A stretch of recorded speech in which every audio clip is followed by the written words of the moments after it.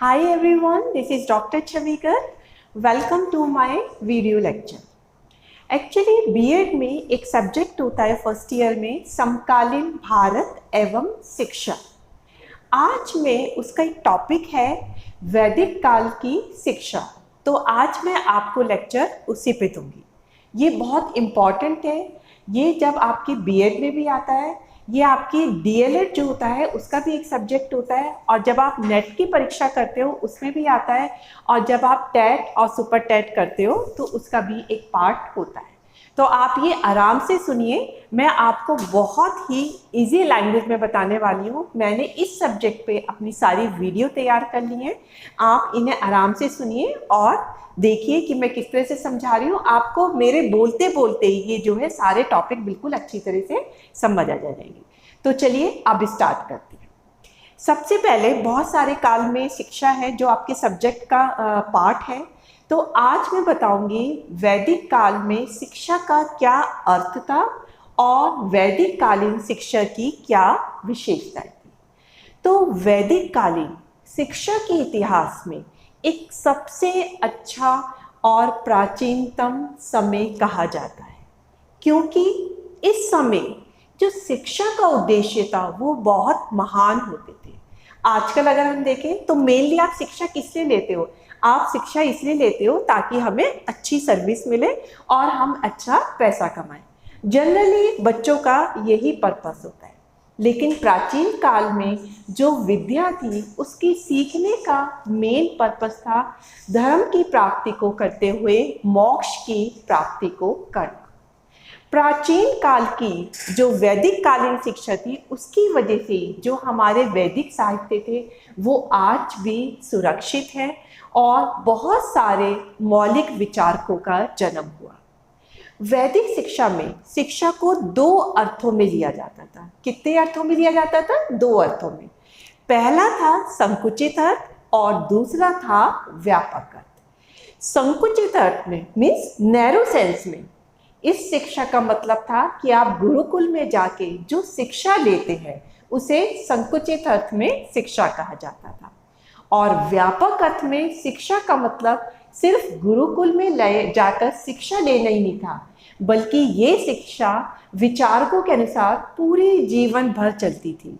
हम जीवन भर अपने को सभ्य बनाते थे, हम जीवन भर अपने को जो है ज्ञान वर्धन करते रहते थे। तो इसी को शिक्षा कहते थे। शिक्षा का यहाँ मीनिंग था ज्ञान का प्रकाश फैलाना।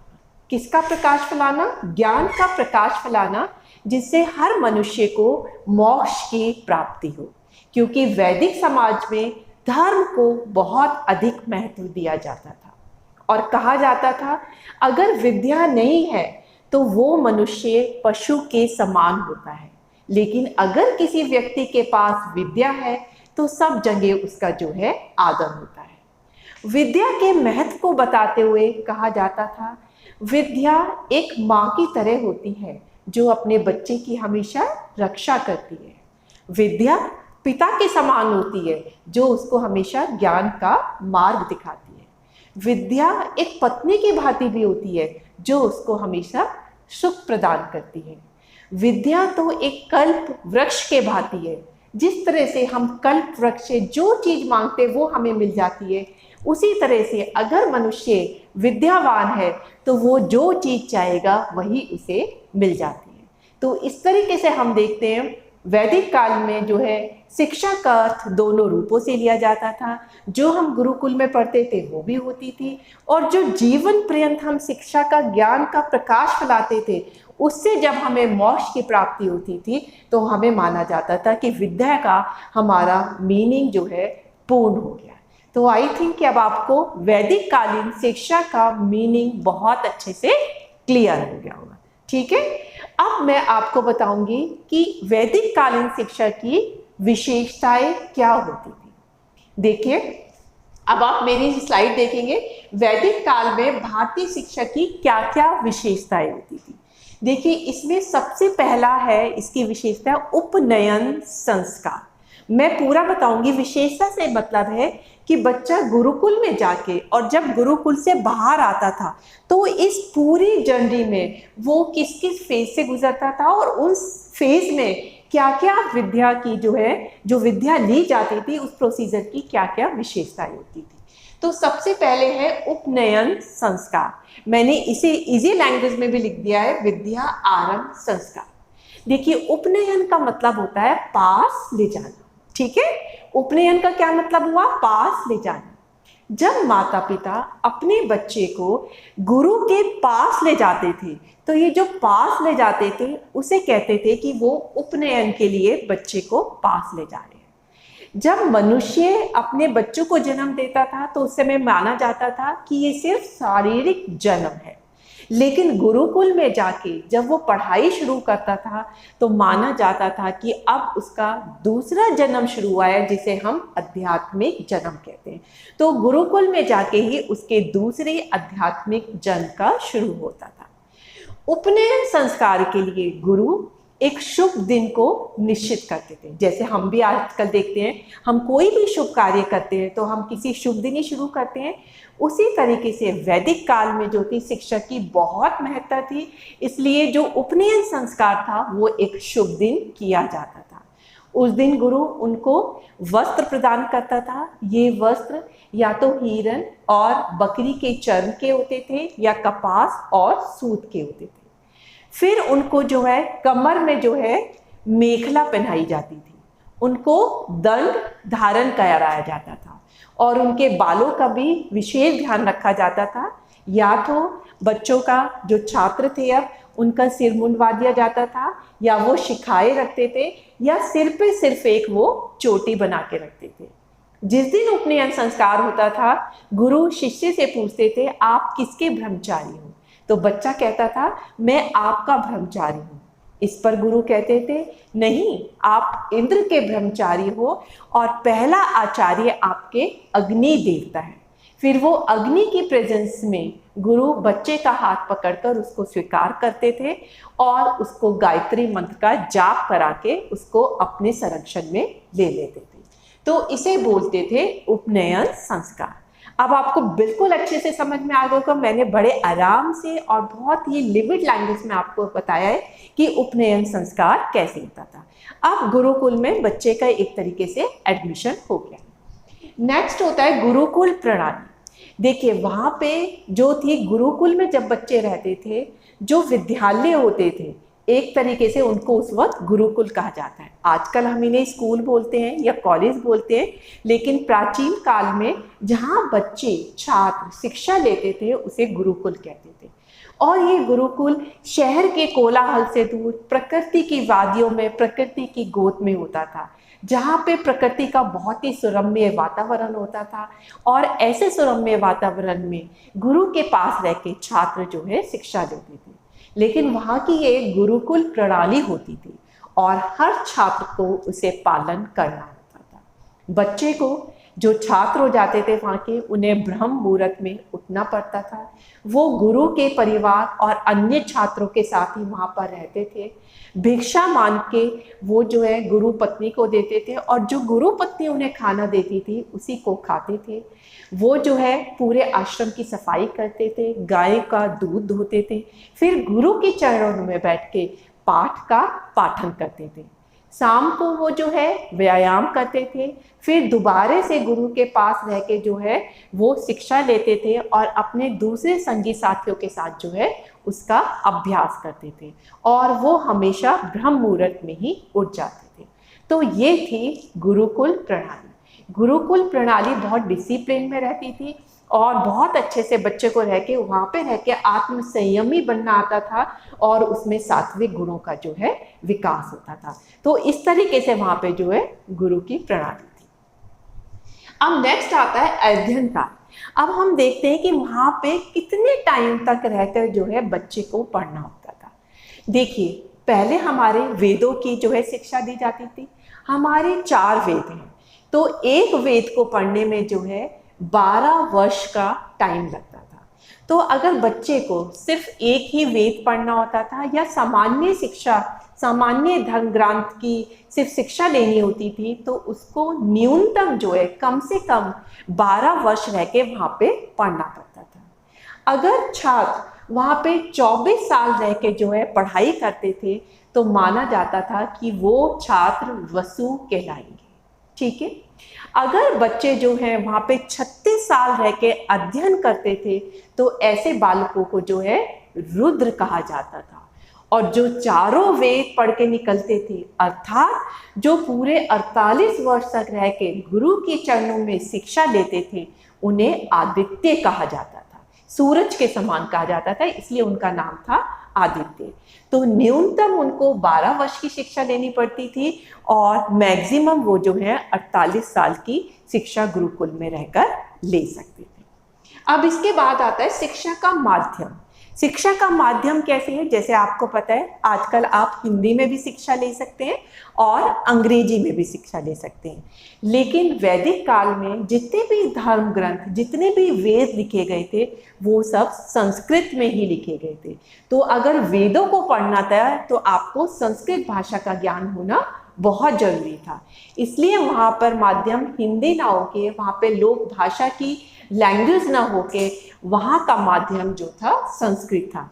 गुरु संस्कृत में शिक्षा देते थे और बच्चे भी संस्कृत में ही शिक्षा को ग्रहण करते थे। नेक्स्ट है गुरु शिष्य संबंध। अब उस काल में गुरु शिष्य का संबंध कैसा होता था? आजकल के गुरु शिष्य के संबंध के हिसाब से बिल्कुल नहीं होता था। आजकल तो देखिए, आजकल के बच्चे अपने शिक्षकों को भी जो है सम्मान नहीं देते हैं, जबकि गुरु की जो है पूरा जो उनका सिंहासन होता है, एक तरीके से वो बिल्कुल भगवान के समान होता है। इसीलिए कहा भी गया है, गुरु गोविंद दो खड़े काके लागो पाए, बलिहारी गुरु आपने गोविंद दियो बताए। कि हे गुरु, आपका जो स्थान है वो जो है भगवान से भी बढ़कर है, क्योंकि माता पिता से भी बढ़कर है, क्योंकि आपने ही मुझे भगवान के पास जाने का रास्ता दिखाया है। तो गुरुकुल के टाइम पे गुरु और शिष्य का संबंध बहुत ही मधुर संबंध होता था। गुरु अपने शिष्य को बिल्कुल अपने बेटे के समान मानता था और शिष्य भी अपने गुरु को अपने पिता के समान, अपने भगवान के समान मानकर जो है उनसे शिक्षा लेते थे। गुरु उनका संरक्षक होता था। गुरुकुल के अध्ययन काल में गुरु ही उनका ध्यान रखता था, उनको चरित्रवान बनाता था, उनमें अच्छे गुणों का जो है विकसित करता था और जो शिष्य होते थे वो भी पूरे भाव से गुरु चरणों में रह के जो है शिक्षा लेते थे।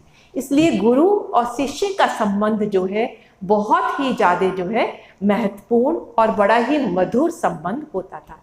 तो आज के बच्चों को भी ये शिक्षा लेनी चाहिए और आज के गुरुजनों को भी इस तरह से ही बच्चों को संरक्षण देना चाहिए, इस तरह से चरित्रवान बनाना चाहिए, जिससे कि बच्चे भी जो है आज के गुरु का दिल से आदर करें और उनमें बहुत मधुर संबंध हो। अब लास्ट इसकी विशेषता है समावर्तन संस्कार। देखिए, जब आपने गुरुकुल में प्रवेश किया तो आपका सबसे पहला संस्कार कौन सा था? उपनयन संस्कार। इसका मतलब है गुरु के पास ले जाना। अब आपकी शिक्षा पूरी हो गई है तो अब लास्ट है आपका समावर्तन संस्कार। इट मीन्स लौटाना या ले जाना। अब माता पिता गुरुकुल में छात्रों की शिक्षा समाप्ति के बाद उन्हें अपने घर वापस लौटा ले जाते थे, तो इसी को बोलते थे समावर्तन संस्कार। समावर्तन संस्कार एक तरीके से आपका आज के फेयरवेल की तरह ही होता है। जैसे जब आप यहाँ से अपनी पूरी शिक्षा कॉलेज से पूरा कर लेते हो, स्कूल से पूरी कर लेते हो, तो आपको एक फेयरवेल पार्टी मिलती है, और जब विश्वविद्यालय से पूरी कर लेते हो तो आपको फेयरवेल के साथ आपका कॉन्वोकेशन प्रोग्राम भी होता है। ये तो आप सब बच्चों ने सुना होगा।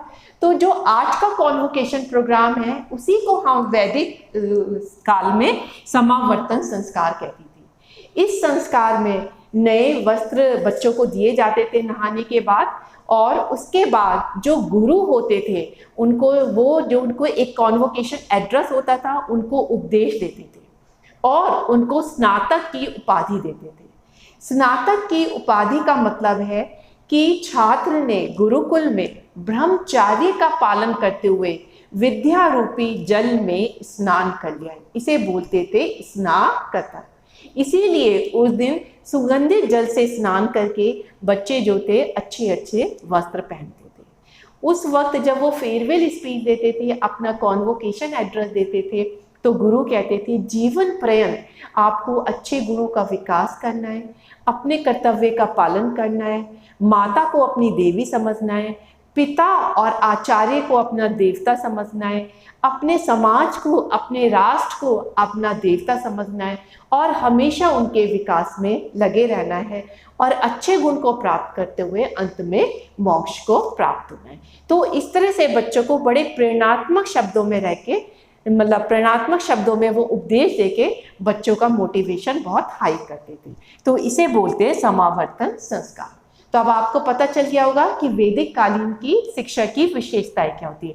गुरुकुल में एंट्री से लेके लास्ट तक निकलने को, गुरुकुल में जब वो एंट्री लेते हैं उसे कहते हैं उपनयन संस्कार। जब वो बाहर निकलते हैं तो उसे बोलते हैं हम समावर्तन संस्कार। और बीच में सबसे पहले आपकी गुरुकुल प्रणाली होती है। इसमें देखते हैं कि गुरुकुल में रह के वो किस तरह से शिक्षा लेते थे, उनका अध्ययन काल कितने टाइम का होता था और गुरुकुल की शिक्षा का महत्व क्या होता था और गुरु और शिष्य के बीच में कैसे संबंध होते थे।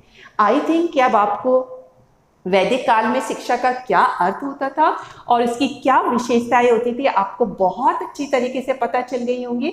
बहुत अच्छे से मेरे पढ़ाते पढ़ाते आपको याद भी होगी। देखिए, ज्ञान का मतलब है सबको बांटना, इसलिए मैं तो आपको शिक्षा दे रही हूँ, लेकिन आपके जितने भी फ्रेंड हैं जो भी बीएड कर रहे हैं या किसी कॉम्पिटिटिव एग्जाम में बैठते हैं, उनको आप ये वीडियो जरूर शेयर करिए, क्योंकि जितनी आप ज्ञान को बांटते हैं उतना ही ज्ञान सबका बढ़ता है। इसीलिए आप ध्यान रखिए कि आपको ये वीडियो ज़्यादा से ज़्यादा लोगों को शेयर करनी है, जिससे सभी इससे लाभ प्राप्त कर सके। And see you in my next video. Till then, bye bye.